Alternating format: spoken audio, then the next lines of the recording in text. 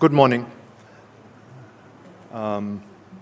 We are truly honored to have the Finance Minister here, and we are especially honored this year because I think this has been a milestone year for the Indian economy and also for the Finance Minister personally. We had the income tax changes in the budget.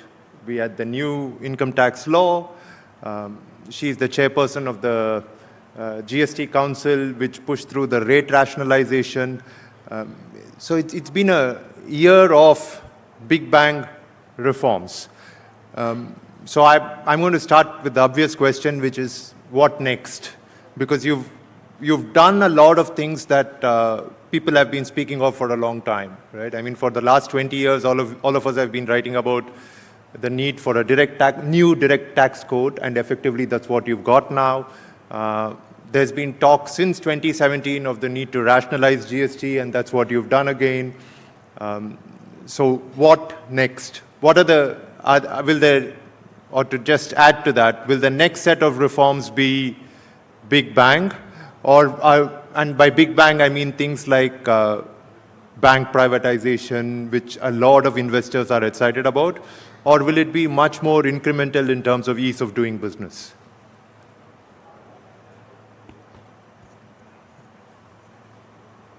It's on.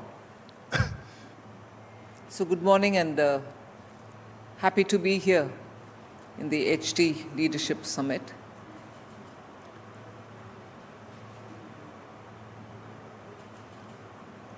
There are quite a few things to do, but what's on the card, and it's not a secret that I'm letting out before the budget, but is the complete overhaul of the customs area.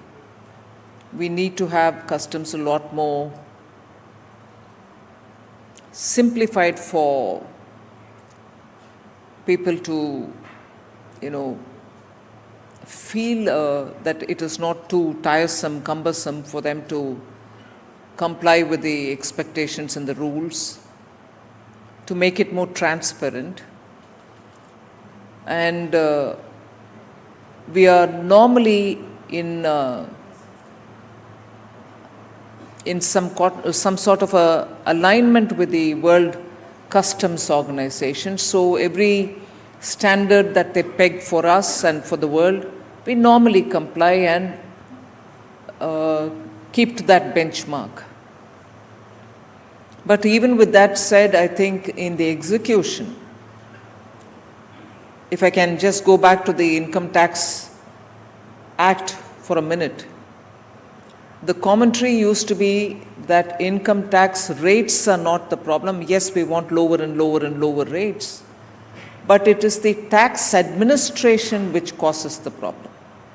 It's the tax administration which becomes painful, sometimes agonizing, and therefore the not so nice coinage resulted in tax terrorism.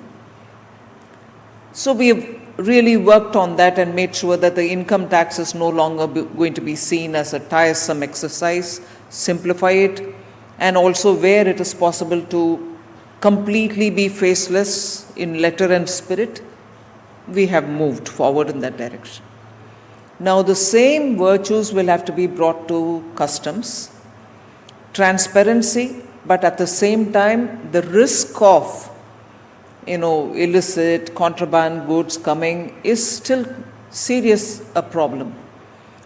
But can we then do a scanning of everything? Can we then keep the person away from it, the customs officials from it, so that there is no discretion? So we are looking at it in that sort of way comprehensively, other than the fact that we have brought down customs duties over the last 2 years steadily, but in those few items where we are still considered to be over the optimal rate, we will have to bring them down as well. So customs is my next big cleaning up assignment, if I can say that. Whether that will be categorized as big bang or not is for the media. It would definitely be big bang. you already have the record for presenting the maximum number of consecutive budgets. And although I know you don't keep track of these records, and you will better it next year. 2019 to 2025, and next year will be 2026. It's been an eventful journey for the economy. I mean, we've seen the pandemic, we've seen the supply chain disruptions that were caused by geopolitical conflicts, and now we've seen the headwinds caused by tariffs. So there have been domestic factors, there have also been global factors. How do you look back on this journey? One, for the economy, and two, for yourself personally as the person in charge of this economy. Well, for the economy, I'm sure the assessment from your end would be the same. We thought COVID was the biggest challenge. We thought we had to overcome that, and after that, growth will be the biggest challenge. Soon after that, the war, which was far away from us, but we thought that was the challenge because food grains, fertilizers were all at risk because the value chains and the supply chains were completely disrupted. Then we moved on to speaking about India now having to make up for the deficiencies in terms of governance. So we had to get over that in order that we speed up growth and also keep the growth sustainable. Then, of course, we had the election, which took away major part of our capital expenditure. So each year, the reason why I'm listing it out is to just remind ourselves that Indian economy has gone through some of the biggest, I mean, Sukumar might say, in a sequence you presented so many budgets. But equally, when I bring my personal assessment into this, equally, the Indian economy probably has not seen a sequence of challenge uninterrupted, most of which were coming from outside. So with all that happening, then 1 year of election, but we've had our trouble with our borders, which has always been both through the state actors and non-state actors. This time you saw what happened, particularly at a time when J&K was coming around, the economy was picking up, and economy under the central rule, much before the elected government came in. We had actually gone into the granular details of looking at the J&K economy, removing the undergrowth and really pushing it up so that it becomes buoyant. The restoration of J&K Bank's health is something which the country can be proud of, the way in which the J&K economy revived. And obviously, when you have a country which is targeting our, stable government, stability, the growth in our economy, you had a major hit. I must appreciate the Chief Minister of Jammu and Kashmir, who of course has met me twice, in wanting and being focused to restore the economy back after the tourism, severe hit on tourism, and it came to a standstill. Tourism came to a standstill. So the reason why I'm highlighting is, when you think you have brought in some kind of an order and you're restoring the economy, there are challenges which come. And every challenge is, of course, unexpected. Earlier, I would be confident to say there are challenges within the country which probably we'll be able to handle. And I still am hopeful that we can handle domestic problems. But the global uncertainties are actually taking a big toll, not just on Indian economy or its plan for the next 10 years, Vikasit Bharat, but globally, the world is in a turmoil. And we have to keep our heads high for the stable leadership Honorable Prime Minister provides, and the stable policies which he is constantly insisting on, based on which our economy can be strong, our investments can be high. And of course, I would lose no opportunity to praise the Indian retail investors who have done brilliantly well in understanding the market and coming in with a bit of a risk element on board, still coming in, and not just being safe by keeping their monies in post offices or banks' fixed deposits. So Indian economy itself is going through very many different big-time changes. We're all part and parcel of those big-time changes. The macro picture is still not before us, I would think, or if it is before us, it is still a bit hazy. But the fact remains that each one of us are playing a role in this huge big shift which is happening in India. Your government has had two fiscal leaps of faith this year. One with the income tax and the other one with the rationalization in GST rates. And we've just had the GDP numbers also come in. Do you think their impact has been on expected lines? Because I think the larger assumption behind these changes was that with people having more discretionary income in their wallets, they would go out and spend. What does your assessment show? Well, on the income tax, it is only from 1st April this year. And the assessment of that will come only in the next year in terms of tax collection. But in terms of spending, we are seeing it already. And the GST changes, because it's across the board, it wouldn't do me any comfort if I just look at automobile sector and say, oh great, look at the increase in purchases. But I have to see other sectors as well. And when I'm talking about other sectors, they will have to be assessed over a slightly medium term rather than quickly 1 month's purchase, because that month happened to be a festival month.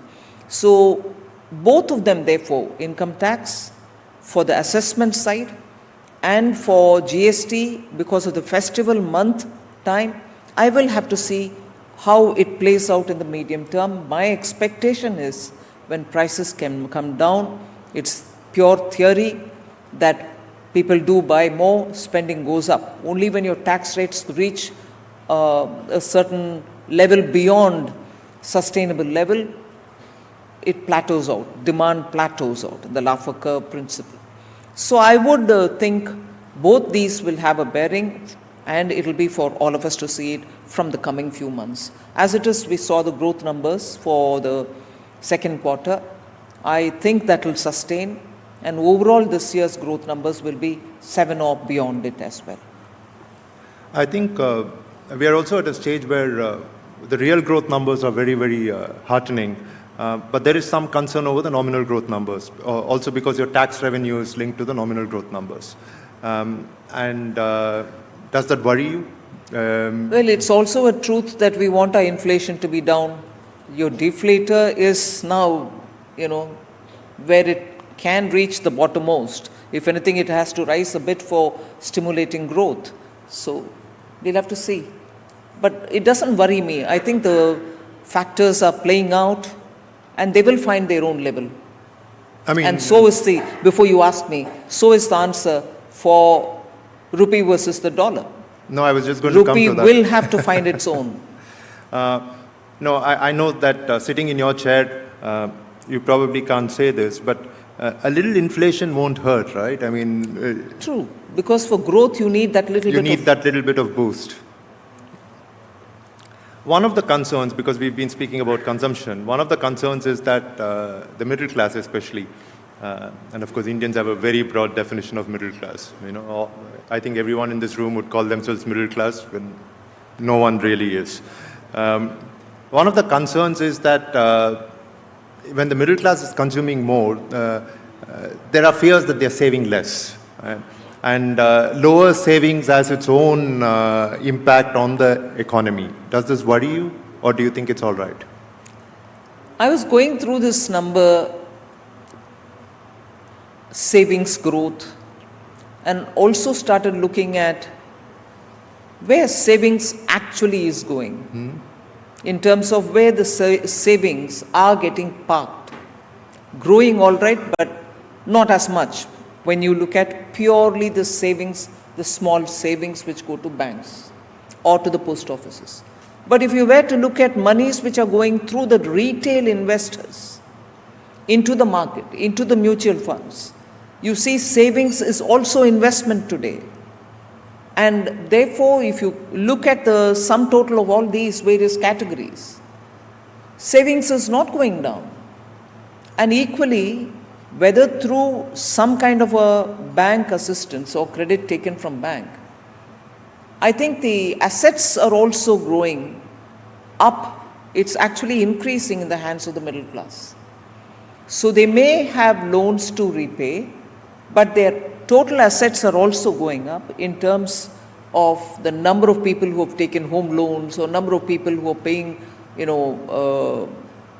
EMIs for additional rooms being built in their house. So when you look at the way in which assets are improving, or the buying of second houses, people who seek tax exemption for the second one, which is not given out on rent but is kept under ownership. We have not made a differentiation. A second house is also not being taxed, whether you let it on rent or it's your own, under your own possession. So savings today is finding various different ways of being parked and earning some interest out of it. So I don't think we should narrow the debate down to only look at what is going into the post offices or public sector banks in terms of savings in fixed deposits. Your budgets have consistently been very, very strong on the fiscal consolidation front. But we are seeing a worrying trend in states. Populist spending is going up, and freebies have now become a way of life. And I personally believe that we have to make a distinction between freebies and welfare, but because welfare is necessary, freebies are, it's just an incentive to vote for a particular party. Where will this stop? I mean, is this something that you've discussed with your fellow finance ministers in the GST Council? Not so much in the GST Council, but when they meet me one-on-one, we have been talking about it. I'm so much concerned about it, not because they're giving freebies, but because their budget cannot afford it. I'm more looking at it from the point of view of they borrow, some of them borrow to do this, or borrow for something, but this continues to be heavy baggage which pulls them down in terms of they not being in a position to service the high cost loans which have been taken a few years back. So I've been, I don't want to say counseling them, I don't want to say advising them. I've been having conversations to make sure that if they need some help from the center, not in terms of money, but in terms of sitting and sharing some thoughts on how to restructure their debt. If the central, Ministry of Expenditure, Ministry of Economic Affairs can sit together, the budget division can sit together with these officials from the states, we are trying to suggest that they may look into restructuring their loans, even if it means that they have to pay back some of those very expensive loans taken earlier with some penalty. They should do it because they are just not able to, some of the states are not able to service their loans. And borrowing to service the loan is very bad quality borrowing. And therefore, there's a lot of things happening on this. I'm talking with the states more as a, friend to a minister rather than as a finance minister, government of India, talking to the finance minister, state government. I don't want that relationship at all. I'd rather talk to them and say, if there is a help you want me to do, I'll do it. And some states, I'm not naming them, across the board, no party lines here, some states have actually shown keen interest and benefited from it. Actually benefited after having had their loans restructured. So I think it's time for all of us to keep reminding our states and the center, please do keep reminding me also, that we need to have a focus in reducing the borrowing. It cannot be that you keep doing both revenue and somewhat some capital expenditure with the borrowed money. because intergenerational burden is, I think, not right. I don't want to get into the ethics of it or the moral of it, but it's just not right. You can leave some borrowing. No state can run or no government can run without zero borrowing, with zero borrowing. But have freebies become a political compulsion? I mean, because every party, I think, feels pressured to do it. Well, politics is competitive. Okay. I want to come back to the rupee because, there are multiple dimensions to this story. One is, of course, the economic dimension, which is, so when a currency weakens naturally, right, and I would like to look at all the macro factors that are happening and all that, and you have to look at it economically and assess whether it's worrisome or not. But there is also a very strong, you could say it's erroneous, but there's also a very strong nationalist and political aspect to the currency. Every time the currency weakens, people feel, oh my God, India has become weaker. Every time the currency weakens, parties, the opposition parties can raise the issue. Of course, it's another matter entirely that when you were in the opposition, all of you raised it so much better than the current opposition is doing. The rupee, you said it will find its natural level, but don't you think at the level that it's at right now, it's a little high, isn't it? Sukma, I'm quite tempted to say a lot of things on this. You should just feel free. But no, rupee, currency, exchange rates are all rather too sensitive. I'm not escaping your comment that, oh, when you were in the opposition, you did. Yes, when we were in the opposition, we did. And I'm glad you recognize that we did it much better, because the situation at that time in the economy was so absolutely pathetic.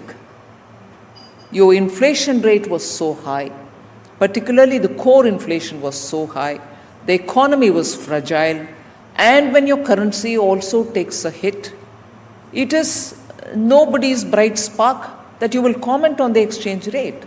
Every one of us did, and we did it definitely, and every session of the parliament we did it, and those of us who were not in the parliament then were saying it outside as well. I'm not saying the situation on the currency debate can be different. It can be the same even now, but look at the fundamentals of the economy. Look at where Indian economy stands. Look at the growth. Look at where we are pitched now, from fourth to the third sooner. So there are some factors which are very important factors, which position India in a different ledge, and as a result of which I think this currency debate will have to be circumscribed by those realities, rather than compare it black and white with the situation then and say, that time you criticized, now you tell me, now I'll tell you more about the economy before I tell you about the currency. So there are, I think, facts which have to play the fundamental for a debate. Now for the exchange rate, obviously, when your currency the value comes down, you think the natural argument would be, oh, for our exporters it will be brilliant, they should capitalize on it. And I'm sure our exporters have started to benefit from it. I'm not saying therefore it satisfies me. But the fact also, some of the observers have said, by coincidence, and I'm not saying this is planned at all, let me underline this. By coincidence, some people observe that at a time when you had this tariff coming on you, this seems to be some respite. Doesn't convince me again. Even if it is true, I'm not going to be satisfied with that. But it is true that economy's strength will have to be,